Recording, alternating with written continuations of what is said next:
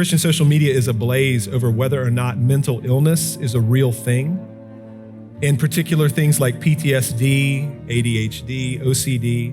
I'm going to just name him. So the controversy you guys are talking about was from statements that John MacArthur made.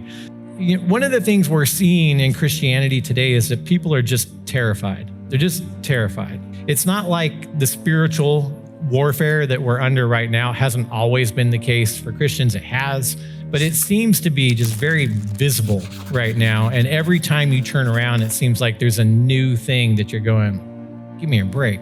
That's just ridiculous. And then when you hear kind of what people like John MacArthur will say in response to that and sort of an attack of mental illness diagnoses and whatnot, it just seems like a reaction to being afraid. When somebody is reacting when they're afraid, look at him diagnosing him. The reality is that reaction often becomes an overreaction, right? So you can say things like, mental illness doesn't exist, and then you start listing examples. And inevitably, when you start listing your examples, you're going to list some things that are maybe very true, some things that are a little true, and some things that are just ridiculous, right? So if you say PTSD doesn't exist, I want you to have a conversation with about 30 Iraq and Afghanistan vets who came home and watched their buddies get blown away or limbs blown off, and tell them and look them in the eyes and say, PTSD is not real. Right? Because you're not going to go very far with that. But then if you say something like ADHD is overdiagnosed, okay, it probably is, right? Or it seems like to me, back when the movie Rain Man came out, nobody really heard of autism.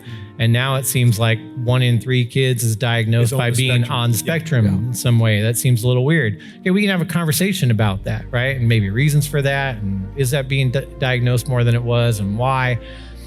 But to just make these blanket statements, to say something like, these aren't real, this is just sin.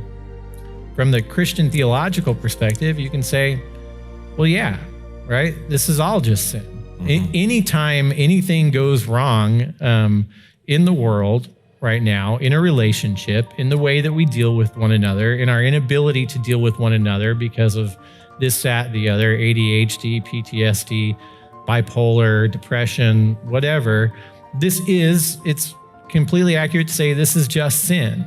But it doesn't mean that it's also not something else connected to that too, that sin hasn't caused there to be another issue too, right? And to say that it is sin, that these things happen because of sin, is a true statement for sure.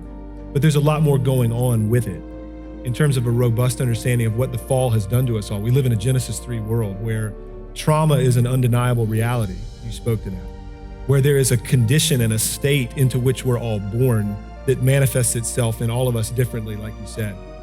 How is it that having a right understanding of those things would produce not maybe this kind of anger, I need to stand on the wall and scream at everybody and mow everybody down kind of posture, but rather it ought to produce compassion, should it not, toward our fellow man?